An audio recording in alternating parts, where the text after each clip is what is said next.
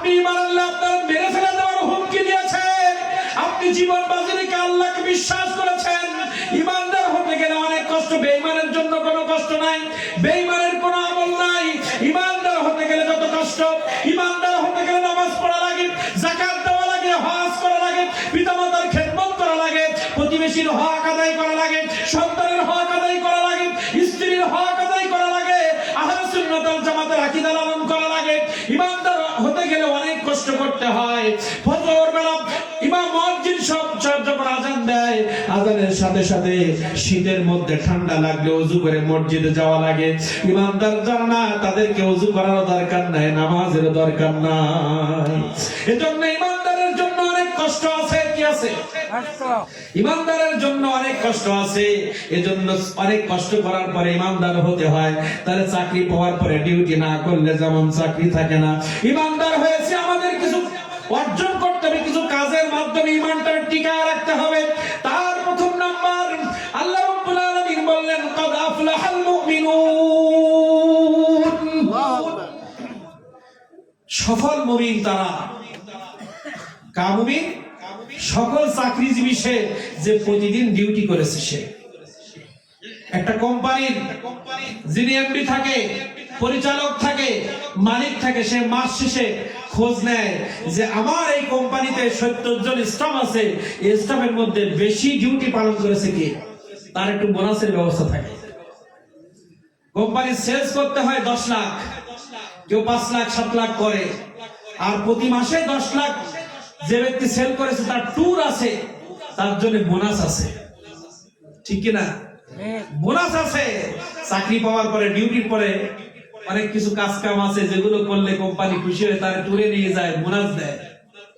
তা আল্লাহ রাব্বুল আলামিন ঈমান তো এনে ফেলছো, জান্নাত তো অবশ্যই পাওয়া, যতই পাপ করো, কিন্তু এক চান্সে যদি জান্নাতে যেতে হয় কিছু কাজ করতে হবে।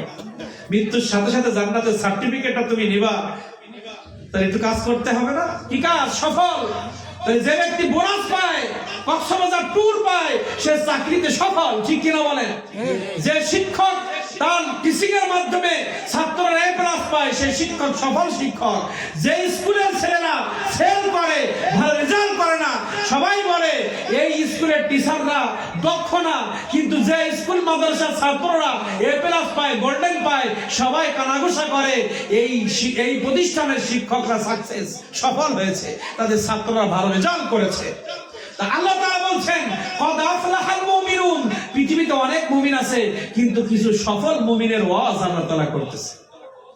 এই কাজগুলো করলে তুমি আমার কাছে সফল মুমিন। কি কাজ? ক্বাদ আফলাহাল মুমিনুন আল্লাযীনা হুম ফি সালাতিহিম খাশিউন। তুমি যখন নামাজ আদায় করবা, নম্র ও ভদ্র খুশু খুদু নিয়ে নামাজ পড়বা। যে ঈমানদারের নামাজের মধ্যে খুশু খুদু আছে, সে সফল মুমিন। তাহলে এখানে বোঝা যায় ঈমানদারদেরকে আল্লাহ নামাজ পড়তে বলেছেন। কি করতে বলেছেন?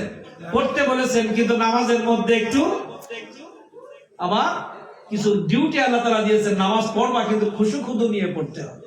চোখে পানি টলমলো টলমলো, আমার শরীরটা আল্লাহর সামনে এমন ভাবে খাড়া করতে হবে যে আমি গোলাম মালিকের সামনে দাঁড়িয়েছি। গোলাম মালিকের সামনে বাহ্যিক এবং অন্তর দুইটা দিয়ে আল্লাহর সামনে দাঁড়াতে হবে। আরে বাবা রে, মসজিদে যে গল্পটা হয়, কলব এক জায়গায় আর দেহ আরেক জায়গায়। ঠিক কিনা বলেন? নামাজে ঢোকার সুন্নত নাই, বেরোনোর সুন্নত নাই, কিছুই জানি না, খুশু খুদু আসবে কিভাবে? সব নামাজীর জন্য এই সার্টিফিকেট না। আল্লাহ তাআলা বলছেন, পাক্কা মুমিন যে, সফল মুমিন যে, আমরা বলি সফল চাষী, সকল চাকরিজীবী, যার ধানের ফসল ভালো হয় তাকে বলে সফল চাষী, যার ঘেরের মাছ ভালো হয় তাকে বলে সফল চাষী। ঠিক কিনা বলেন? তাহলে সে, তার নাম কি? চাষী। ফসল ভালো হয় সফল চাষী, আর ফসল ভালো না হলে সফল চাষী বলে না। আমরা ঈমানদার সবাই, কিন্তু সফল ঈমানদার তারা যারা নামাজের মধ্যে খুশু খুদু অর্জন করেছে, নামাজের মধ্যে বিনয়ী, চোখে পানি নিয়ে আসছে, রুকুর মধ্যে সিজদার মধ্যে সৌন্দর্য তৈরি করেছে, এদেরকে বলা হয়েছে কি? সফল মুমিন। আপনারা কি আলোচনা শুনবেন?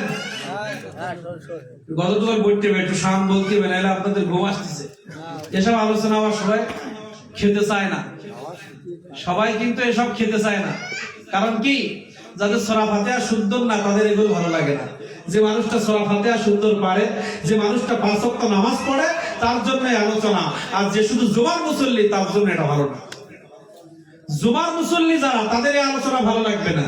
কিন্তু যে ব্যক্তি একটু কোরআন পড়ার চেষ্টা করতেছে, 5 ওয়াক্ত মসজিদে যাওয়ার চেষ্টা করতেছে, তার এরকম আলোচনা সারা রাত চললেও ভালো লাগবে।